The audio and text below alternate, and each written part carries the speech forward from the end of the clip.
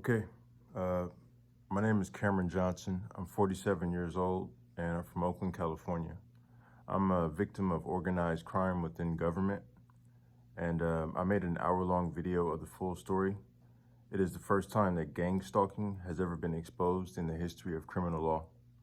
After years of putting a book together and years of editing different videos, I realized that all the violence and fraud was all just a distraction from the smoking gun that represents the one way to bring the police that started all of this down.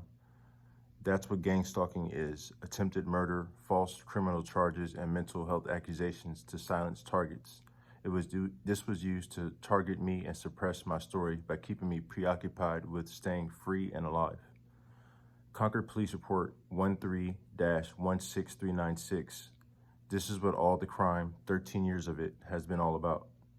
The Concord Police Department fabricated this report to cover an illegal eviction, and the defamation and false narrative in the report was to be so extreme that judges, attorneys, officers, and civilians would put their careers and freedom on the line to see me in prison, regardless of the facts or evidence, to keep me from justice. It was a permanent solution for a temporary problem.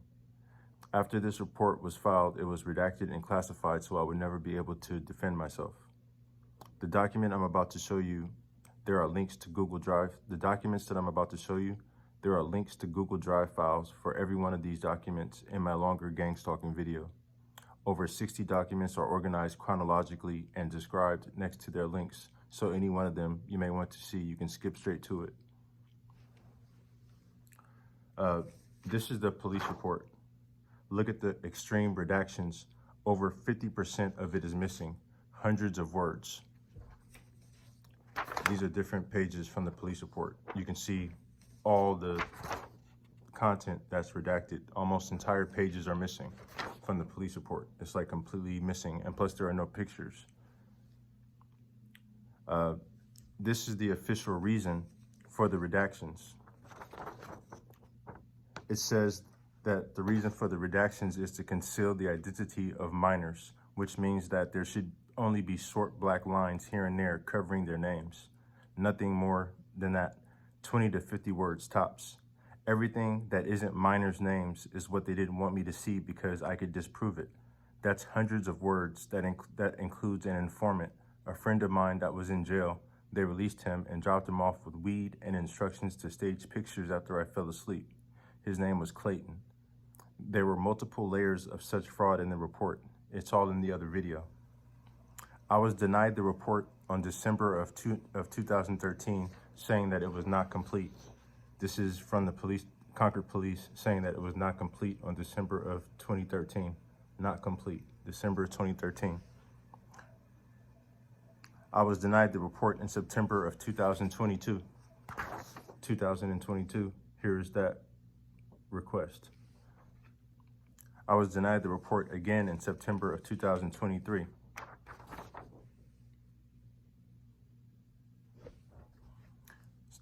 "10 years of denial, and I still can't have the report here in 2026.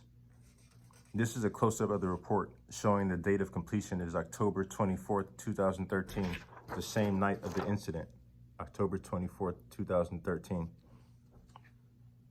I was told that it was incomplete in December of 2013 and outright denied after that. They changed the entire story and destroyed my life. I cannot stress this enough. That was the entire plan. My mother suggested that we call John Burris at the illegal eviction. So after making me look crazy with heavy defamation, they reported that I said we're friends. I'm friends. They reported that I said that I'm friends with John Burris and that I'd have John Burris sue them as if I had that power over him. They did this to offend John Burris, and it worked out. John Burris spread this throughout the legal community. I sat and watched as he sent it to one of his paralegals, Derek Childs, when I was looking to get help from a different firm. John Burris is a famous civil rights attorney, and my mom at the illegal eviction said that we should call him. So they put in the report that I said that John Burris and I are friends and that I would have John Burris sue them, making it seem like I knew him. So that's how they just defamed me throughout the legal community, so I couldn't get a civil rights attorney. I didn't get discouraged and I kept collecting evidence, so they wanted me in prison. A parallel construction is when you set someone up to be indicted through entrapment, and then you falsify extra evidence and charges so the defendant cannot escape a conviction. They provoked me through 3 years of vandalism to 5 different vehicles, and I have pictures of all 5 incidents in my full video. And when I actually committed felony threats to a person that was involved in the 4th incident, they staged stalking evidence to add to my case. But these shoes ruined their case. These shoes here. They had an actor look to be stalking the person that I threatened and gave him black and white Nikes similar to mine, but the swoosh on my limited edition Air Max was backwards. So it was just someone with similar height, similar build, and similar clothing committing the exact supplementary crime to my threats just early enough for me to still get to work at my job. So every single thing matched and aligned except for the shoes. So neither the fact that it wasn't me nor the fact that it was staged to be me could be denied. You can see here on the screenshot of the video, this is the stalking video, and you can see here, like the video is very clear, but you can't see in this video, but this is the stalking video, and these are the shoes didn't match. And if I could show you the video, you can see it clearly. During the interrogation with the police, all that the police cared about was the brand and the shoe color to tie me to the stalking. Here is a police record where Darren Chan and the police are claiming that I admitted to the stalking because I admitted I had black and white Nikes during the interrogation. Here it says he later admits to the police that it was indeed him.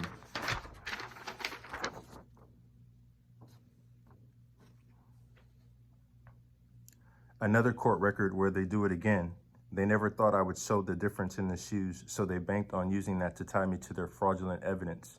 When I presented the shoes, the case was over, showing not only innocence, but high-level fraud, but the courts would help the police fight for a conviction for several more years. This is another court record where they did it again. It says, he has admitted to the police that he came back to our house. It says it right there.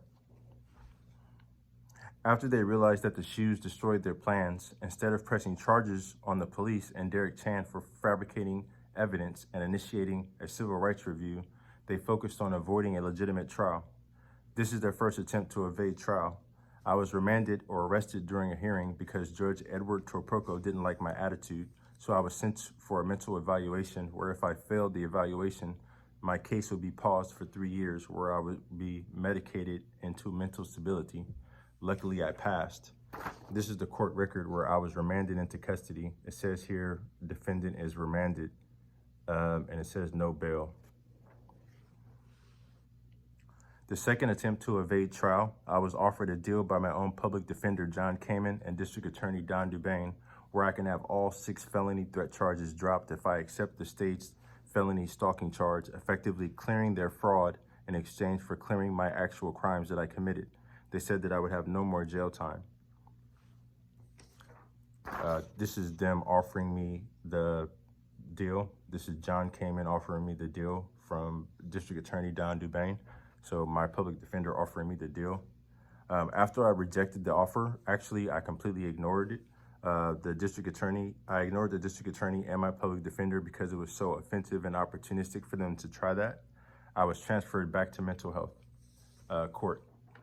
This is where I was transferred back to mental health court. This is the email letting me know that I was being sent back to mental health court, so I'd be sent to an institution.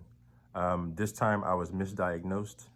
When they had me sent back to mental health court, I was misdiagnosed with persecutory delusions, and that's what they do to all gang stalking victims who try to expose them. It's literally their protocol. It's why I had to make 2 separate videos. They swarm you with so much crime, you look and sound crazy, so all you have to do is tell the truth to fall into their trap. I carefully navigated it, but Dr. Hugh Molesworth was still able to have me committed, as he says here, because I pled not guilty and demanded a trial. He had me committed because he decided that I was guilty and needed to accept it. It was an illegal diagnosis. It was completely unlawful. He explains that I appear sane, but simply cannot accept the guilt that he has applied to me, and therefore a level of delusion exists. I truly believe that I am the only person to ever have a criminal mental health misdiagnosis overturned based on my own thoughts and actions that I meticulously planned out. That's in my book, and maybe it's also in the additional content video as well. It took me about 5 months, but I used my brain to escape literally being institutionalized. This is the final page of the 15-page diagnosis from Dr. Hugh Molesworth. Later, I was fired by Lyft, and when I got their reason in the mail, it turns out that my charges and a felony trial were on my public record. This is the document that I got in the mail from Lyft showing my charges and the court that it came from. So it let me know that I got fired from Lyft because of my charges in San Francisco. It turns out that this was their third and final attempt to evade a criminal trial by jury. My own public defender, Alexandria Carl, I kept switching through public defenders. I had to get them fired every time they tried to send me to prison. So this time, my own public defender, Alexandria Carl, Judge Braden Woods, and District Attorney Brittany Delgado scheduled a surprise non-jury trial when I left the court to refill my parking meter. This way, they could end my case with a conviction and no one would know the truth of it because there would be no jury to listen. They even removed the stalking charge to make the upcoming fraud from the judge easier to sell on transcript. This is a huge criminal matter, but they got away with it. They almost sent me to prison, but two bolts of lightning struck simultaneously.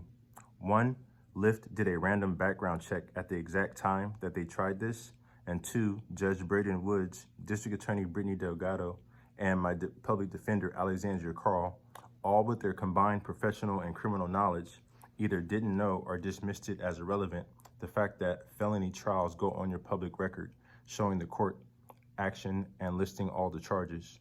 It took a miracle to escape that, and unfortunately, a miracle took place.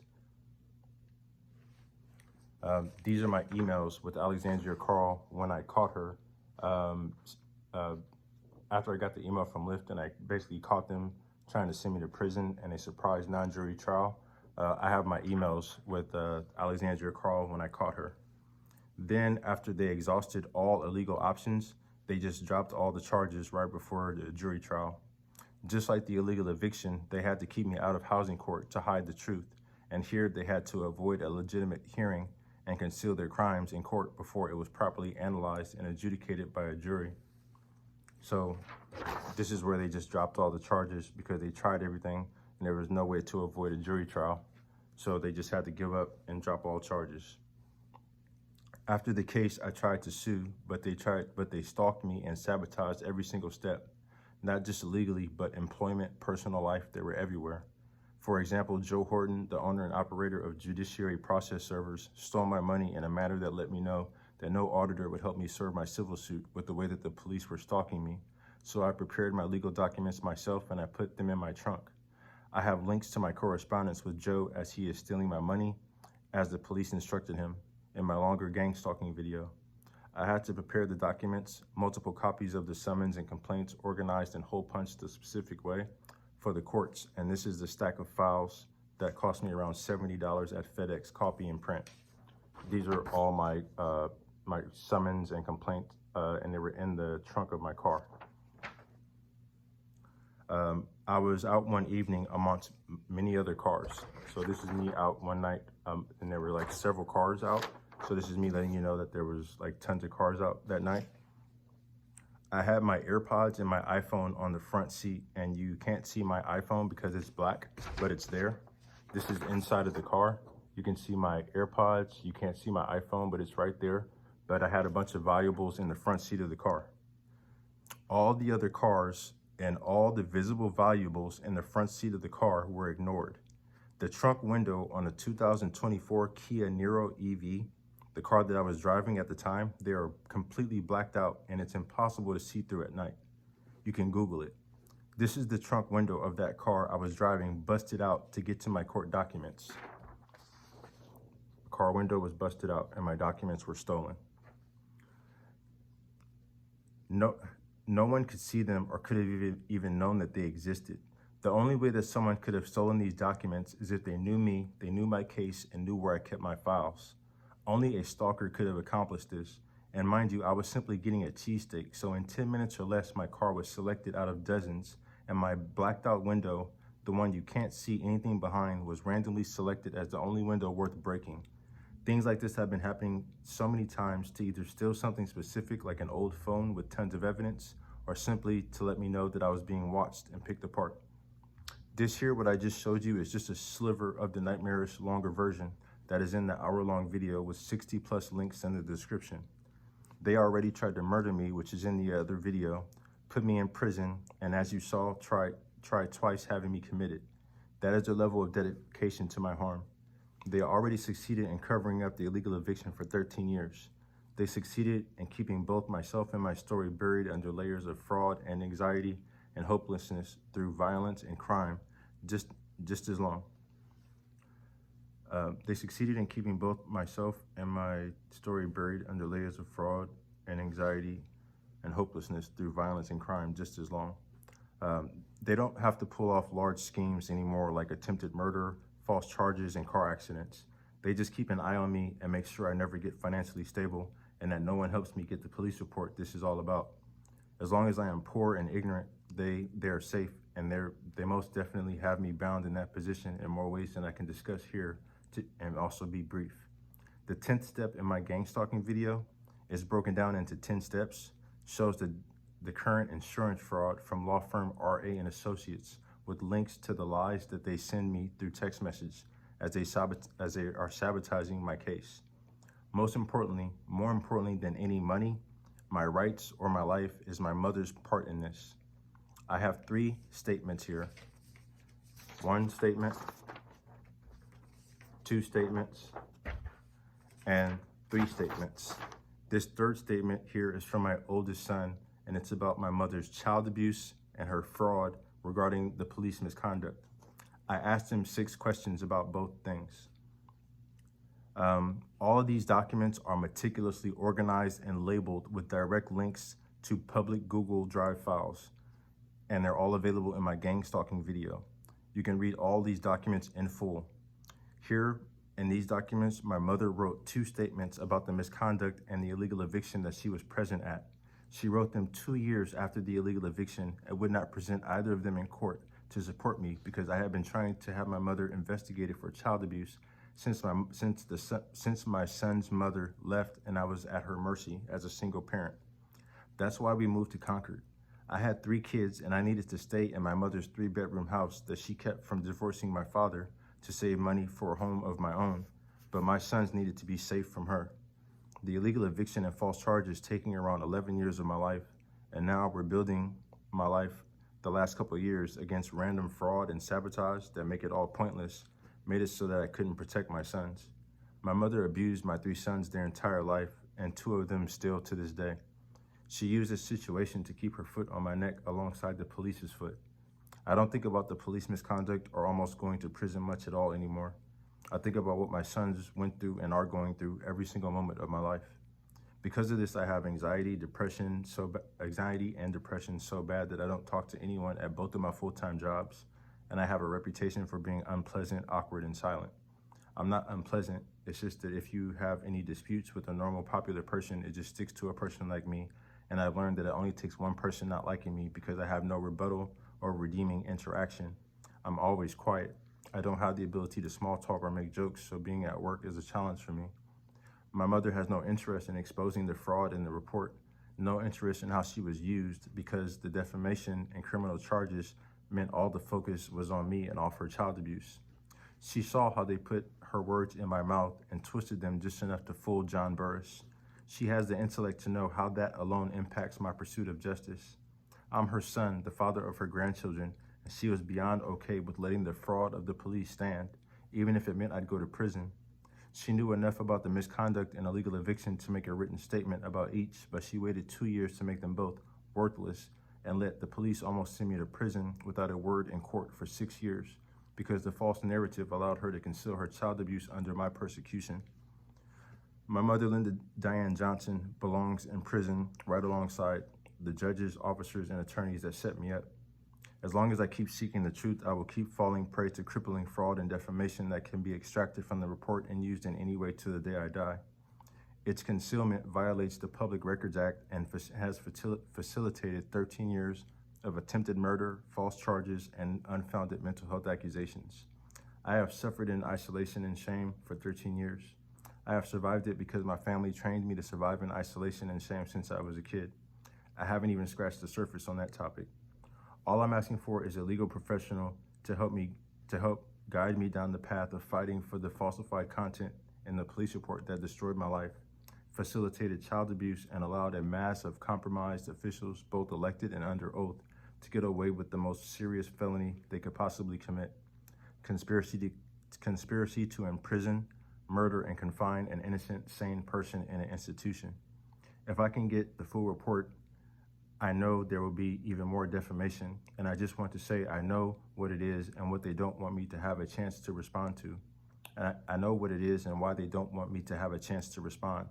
They made up some things and misrepresented others, but the problem is I can prove it all, so they redacted and classified it under even more lies. There is nothing I cannot prove, but I don't know what I'm up against, so I don't know what to prove. That is the massive power of police. That's the massive power of police misconduct, when they misuse resources and connections against powerless civilians. I'll leave it there. You can get at me in the comments if you want to debate law or troll me. My contact info is in the description, and I thank you very much for listening to my video.